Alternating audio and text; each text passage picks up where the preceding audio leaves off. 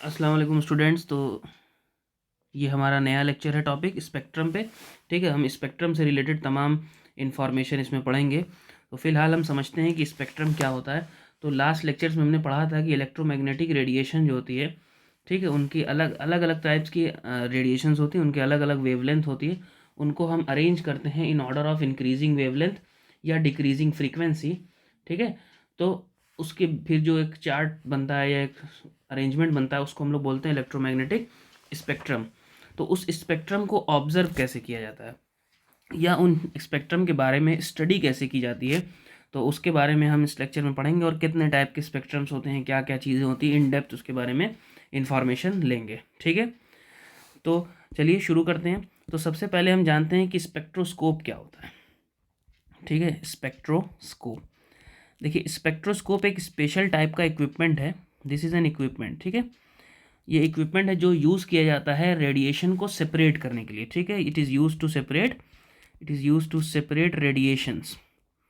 मतलब जैसे मान लीजिए कोई रेडिएशन हमारे पास आ रही है, उसको अलग अलग चीज़ों में सेपरेट करते हैं। जैसे सपोज करिए हमारे पास कोई एक रेडिएशन आ रही है इधर से, ठीक है, यहाँ पर हम स्पेक्ट्रोस्कोप लगा दें, यहाँ पर हम क्या करें, स्पेक्ट्रोस्कोप लगा दें, तो हमको इधर जो है अलग अलग रेडिएशन ऑब्जर्व होने लगेगी। मतलब बेसिकली एक तरह से देखा जाए तो वो क्या होगी, डिस्ट्रीब्यूट हो जाएगी अपने अपने वेवलेंथ के अकॉर्डिंग। ठीक है, तो इसी को बोला जाता है स्पेक्ट्रोस्कोप। ठीक है, एक स्पेक्ट्रोस्कोप में या तो प्रिज्म होता है, ठीक है, या तो प्रिज्म रखा जाता है या फिर एक डिफ्रैक्शन ग्रेटिंग करके चीज़ आती है उसको रखा जाता है। ठीक है, डिफ्रैक्शन ग्रेटिंग की जाती है जिसकी वजह से हमको अलग अलग क्या चीज़ मिलते हैं, रेडिएशंस मिलते हैं। ठीक है, जैसे कि कॉमन एग्जांपल लेते हैं, हमने जूनियर क्लासेस में पढ़ा रखा होगा कि प्रिज्म से अगर वाइट लाइट क्रॉस होती है तो इधर हमको 7 अलग अलग कलर्स दिखाई देते हैं। ठीक है ना, कौन कौन से, विबग्योर कलर्स दिखाई देते हैं।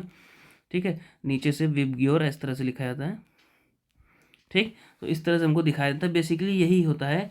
ये यहाँ पे जो ये किस प्रिज्म जो है क्या कर रहा है, सेपरेट आउट कर रहा है रेडिएशन को एक नॉर्मल, बस ये किसकी तरह बिहेव कर रहा है, स्पेक्ट्रोस्कोप की तरह बिहेव कर रहा है। ठीक है ना, तो होता क्या है स्पेक्ट्रोस्कोप में, एक तरफ इस तरफ ना एक टेलीस्कोप टाइप का इक्विपमेंट लगा होता है। टेलीस्कोप जैसा इक्विपमेंट होता है, नॉट अ टेलीस्कोप, टेलीस्कोप जैसा इक्विपमेंट होता है जो नेकेड आई से रेडिएशन को देख सकता है। ठीक है, हम मतलब इस टेलीस्कोप के थ्रू हम ह्यूमन आई या नेकेड आई से अलग अलग रेडिएशन के डिस्पर्सन को, ये जो अलग अलग हो रहा है ना, इसको बोलते हैं डिस्पर्सन।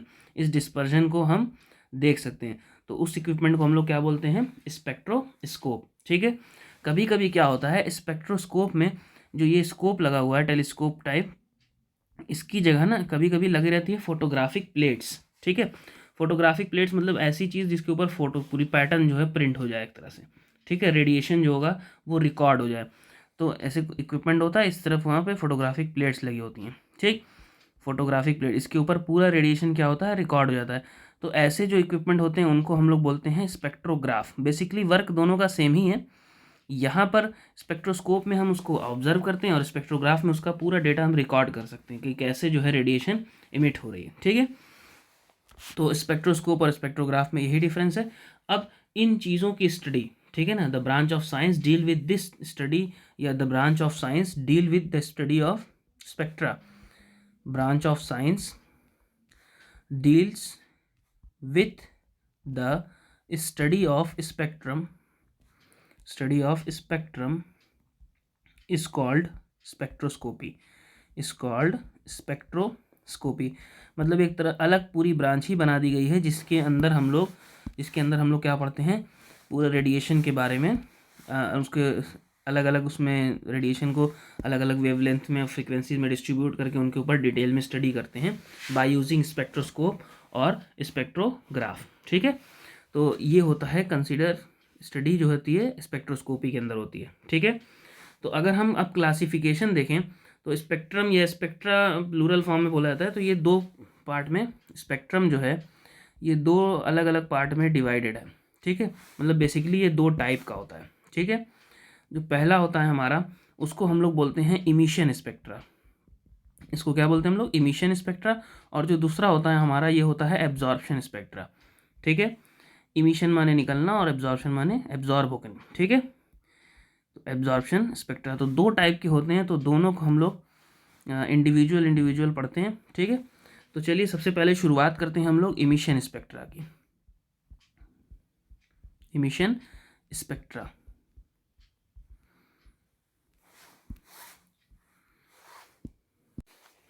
तो इमिशन स्पेक्ट्रा बोलते हैं हम जब कोई रेडिएशन किसी सोर्स से एमिट हो रहा हो और प्रिज्म के थ्रू डिस्पर्स हो रहा हो, ठीक है। तो इस तरह के स्पेक्ट्रम को हम लोग बोलते हैं क्या, इमिशन स्पेक्ट्रम, ठीक है ना। इमिशन स्पेक्ट्रम का मतलब कि लाइट या radiation radiation emitted from a source, ठीक है, radiation emitted from a source dispersed by prism is called emission spectra. जो हमको स्पेक्ट्रा मिलेगा प्रिज्म से उसको हम लोग बोलेंगे इमिशन स्पेक्ट्रा, ठीक है। इमिशन स्पेक्ट्रा जो होता है ये 2 टाइप्स का होता है, ठीक है ना। इमिशन स्पेक्ट्रा भी बेसिकली क्लासिफाइड है 2 अलग अलग कैटेगरीज में, दोनों को हम पढ़ लेते हैं। एक जो है हमारा है वो है कॉन्टिन्यूअस स्पेक्ट्रम या स्पेक्ट्रा भी बोलते हैं, और दूसरा हमारा है लाइन स्पेक्ट्रम, ठीक है, लाइन स्पेक्ट्रम। दोनों में डिफरेंस थोड़ा ही सा है, ठीक है। हम देखते हैं इसको समझते हैं कि क्या होता है। तो कॉन्टिन्यूअस स्पेक्ट्रम में जब बात की जाती है, ठीक है, कॉन्टिन्यूअस स्पेक्ट्रम हम इसको डिवाइड कर लेते हैं ताकि समझने में आसानी हो। तो इधर से वाइट लाइट की सोर्स आ रही है या कोई भी लाइट का सोर्स आ रहा है, सपोज कर लेते हैं सनलाइट आ रही है, ठीक है। हम इसको क्या करेंगे, एक स्लिट के थ्रू पास करेंगे ताकि कंसनट्रेटेड बीम आए, ठीक है। ये क्या है, स्लिट है। इस बीम को हम पास करते हैं प्रिज्म से, ठीक है। यहाँ पर हम रख देते हैं क्या, प्रिज्म से हम जब पास करेंगे तो लाइट इसके अंदर जाएगी, और सबको पता है कि प्रिज्म क्या करता है, लाइट को या रेडिएशन को क्या करता है, अपने अपने वेवलेंथ के अकॉर्डिंग उनको डिवाइड कर देता है, लाइट को डिवाइड कर देता है। तो हमको इस तरह से करके यहाँ पे अलग अलग हमको रेडिएशंस दिखाई देने लगेंगी, ठीक है। तो टोटल 7 कलर्स बनते हैं, ठीक है। कौन कौन से, violet, indigo, blue, green, yellow, orange और रेड। यहाँ पर हम फोटोग्राफिक प्लेट लगा देंगे, तो इस फोटोग्राफिक प्लेट के ऊपर ये पूरा स्पेक्ट्रम क्या होगा, रिकॉर्ड हो जाएगा, ठीक है ना।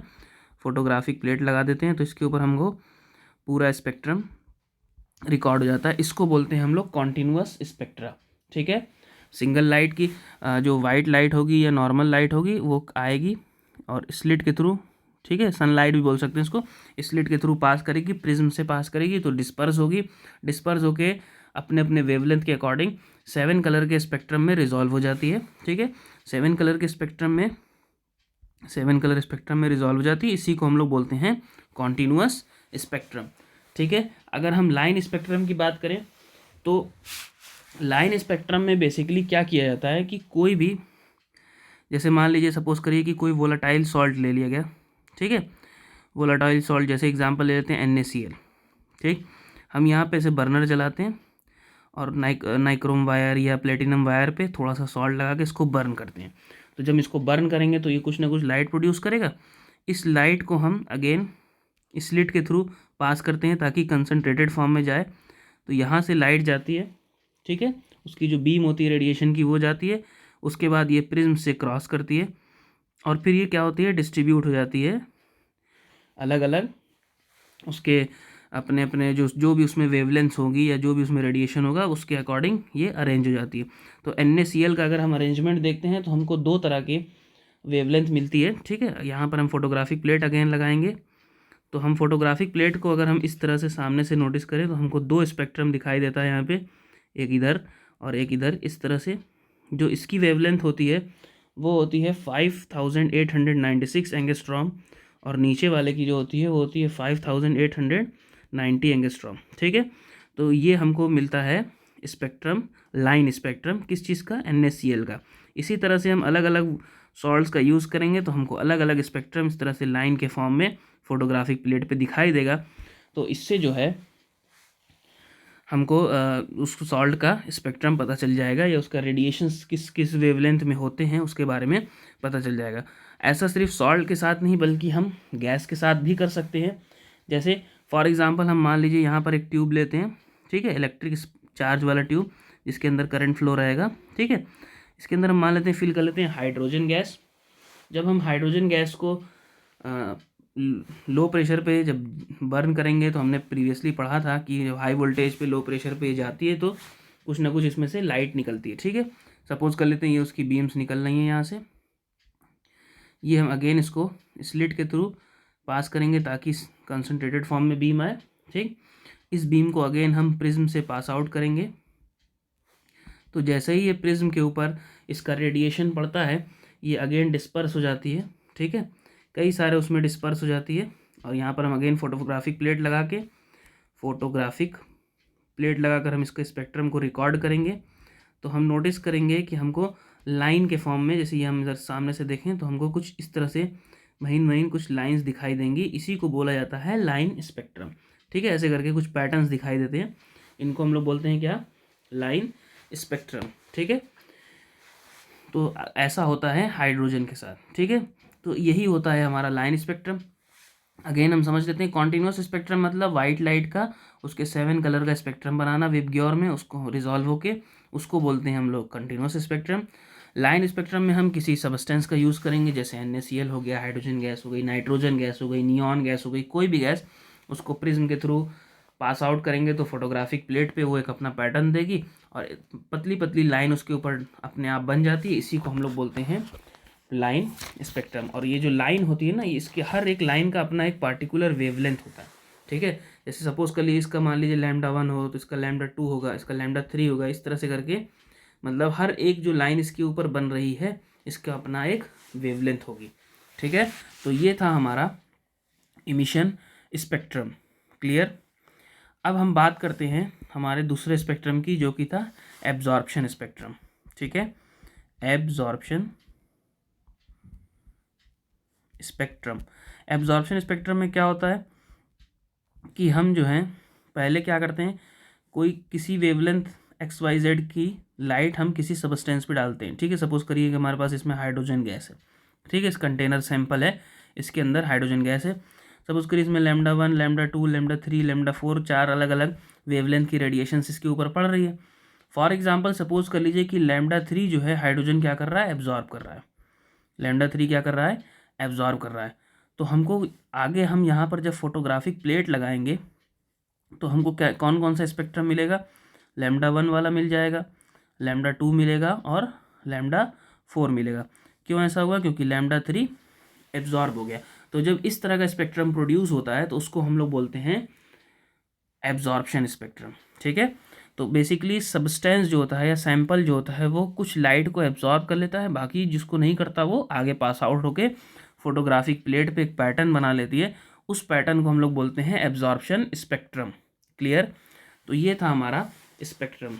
अच्छा, एक और इम्पॉर्टेंट बात कि जो लाइन स्पेक्ट्रा होता है या लाइन स्पेक्ट्रम होता है इसको एक और नाम से जाना जाता है जिसको हम लोग बोलते हैं एटॉमिक स्पेक्ट्रम। ये दोनों सेम ही चीज़ होती है, ठीक है, क्योंकि एटम से बात हो रही होती है इसलिए इसको एटॉमिक स्पेक्ट्रम भी बोलते हैं, ठीक। तो ये था हमारा स्पेक्ट्रम के ऊपर पूरा डिस्कशन। इसमें अब कुछ बातें और समझ लेते हैं। जैसे देखिए अलग अलग सबस्टेंस जो है अलग अलग हमको स्पेक्ट्रम बना के देता है, ठीक है ना। अलग अलग स्पेक्ट्रम हमको क्या करता है, जैसे मान लिया हमने हाइड्रोजन लिया तो हमको कुछ और मिलेगा, हमको हीलियम लिया तो हमें कुछ और स्पेक्ट्रम मिलेगा, हम नियॉन लेते हैं तो कुछ और मिलेगा, NaCl लेंगे तो कुछ और मिलेगा। मतलब अलग अलग सबस्टेंस पे ये स्पेक्ट्रम डिपेंड करता है। तो इससे बेसिकली एक तरह से क्लासिफिकेशन भी की जा सकती है कंपाउंड की, ठीक है। तो ये था हमारा स्पेक्ट्रम। तो thanks for watching this video.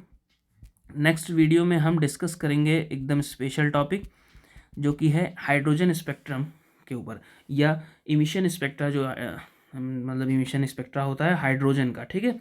तो हाइड्रोजन के ऊपर हम इसके ऊपर फुल इन डेप्थ डिस्कशन करेंगे। तो thanks for watching. Comment section में कोई क्वेश्चन हो तो ज़रूर पूछिएगा।